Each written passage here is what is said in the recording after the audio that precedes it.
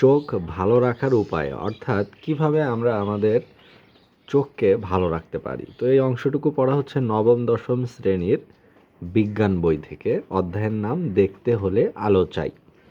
তো এখানে বলা হচ্ছে যে আমাদের চোখ খুব গুরুত্বপূর্ণ একটি অঙ্গ। এটির যথাযথ যত্ন নেওয়া প্রয়োজন যেন এটিকে ত্রুটিমুক্ত রাখা যায়। বিভিন্ন উপায়ে আমাদের চোখকে ভালো রাখা যায়। এক্ষেত্রে গুরুত্বপূর্ণ কয়েকটি কথা বলা যেতে পারে।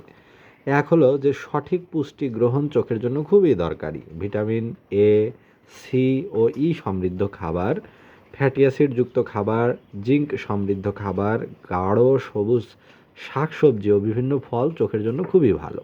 এ ধরনের খাবার চোখকে রোগমুক্ত রাখতে সহায়তা করে। গাজর, মাছ, ব্রকলি, গম, মিষ্টি কুমড়া, হলুদ যেমন পাকা পেঁপে, আম ইত্যাদি ফল বেশি করে খেতে হবে। তাহলে চোখ পর্যাপ্ত পরিমাণ পুষ্টি পাবে এবং চোখ ভালো থাকবে। এরপর আছে যে চোখের সঠিক যত্নের জন্য সঠিক জীবন ধারণ পদ্ধতি মেনে চলা খুব গুরুত্বপূর্ণ। সারাদিনের পরিশ্রমের পর শরীরের মতো চোখও ক্লান্ত হয়ে পড়ে। চোখকে পুনরায় সতেজ করতে সারা রাত ঘুমানো প্রয়োজন। তাই এই নির্ধারিত সময় ঘুম নিশ্চিত করতে হবে। এছাড়া গবেষণায় দেখা গেছে ধূমপানও চোখের ক্ষতি করে। তাই ধূমপান থেকে বিরত থাকতে হবে। কেউ যদি রোদ থেকে চোখকে রক্ষা করার জন্য সানগ্লাস ব্যবহার করতে চায় তাহলে অবশ্যই অতিবেগুনি রশ্মি প্রতিহত করতে পারে এমন সানগ্লাস ব্যবহার করতে হবে। তেল দিয়ে রান্না করার সময় কিংবা ঝালাইয়ের কাজ করার সময় যখন উত্তপ্ত কণা ছিটকে আসে তখন খুব সাবধান থাকতে হবে। তাছাড়া কেমিক্যাল নিয়ে কাজ করার সময় চোখ রক্ষা করার সেফটি গ্লাস পরা বুদ্ধিমানের কাজ।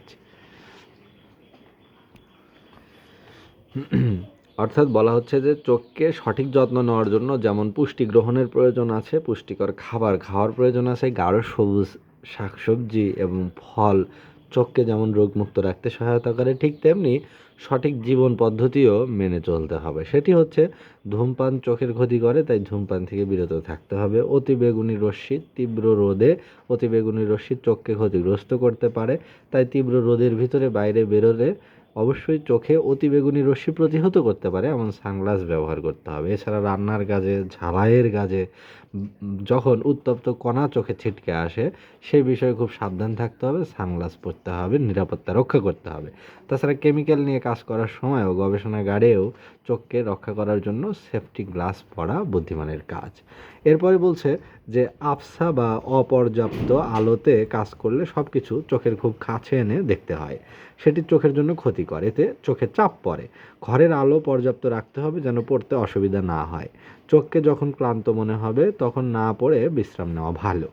আমাদের চোখের স্পষ্ট দর্শনের ন্যূনতম দূরত্ব থেকে কম বা বেশি দূরত্বে রেখে বই পড়লে চোখে চাপ পড়ে, তাই সঠিক দূরত্বে রেখে বই পড়তে হয়। তুমি হয়তো খেয়াল করেছো অনেকক্ষণ ধরে কম্পিউটার ব্যবহার করলে চোখ ক্লান্ত হয়ে পড়ে। গবেষণায় দেখা গেছে দীর্ঘক্ষণ টেলিভিশন দেখা বা কম্পিউটার ব্যবহারে চোখের ক্ষতি হয়। তাই এই ক্ষতি থেকে চোখকে রক্ষা করতে নির্দিষ্ট দূরত্ব থেকে এবং বিরতি দিয়ে টেলিভিশন দেখা বা কম্পিউটার ব্যবহার করা উচিত। অর্থাৎ চোখ যে কোনো দূরত্বের বস্তুই স্পষ্টভাবে দেখার জন্য চোখের ফোকাস দূরত্ব বাড়িয়ে বা কমিয়ে সেই বিষয়ের সাথে, সেই জিনিসের সাথে চোখ খাপ খাইয়ে নেয়। এতে যদি চোখের যে ন্যূনতম দূরত্ব সেটি থেকে কোনো কিছু বেশি কাছে বা বেশি দূরে থাকে তাহলে দেখা যায় যে বেশি কাছে থাকে, তাহলে চোখকে বারবার সেই জিনিসকে নিজের সাথে খাপ খাওয়াতে গেলে চোখে চাপ পড়ে। তাই বই পড়ার সময় পর্যাপ্ত আলো অবশ্যই সরবরাহ নিশ্চিত করতে হবে এবং ন্যূনতম যে দূরত্বে চোখ স্বাভাবিকভাবে দেখতে পায় সেই দূরত্ব নিশ্চিত করতে হবে। তাহলে চোখের উপরে বাড়তি কোনো চাপ পড়বে না, এতে চোখ ভালো থাকবে।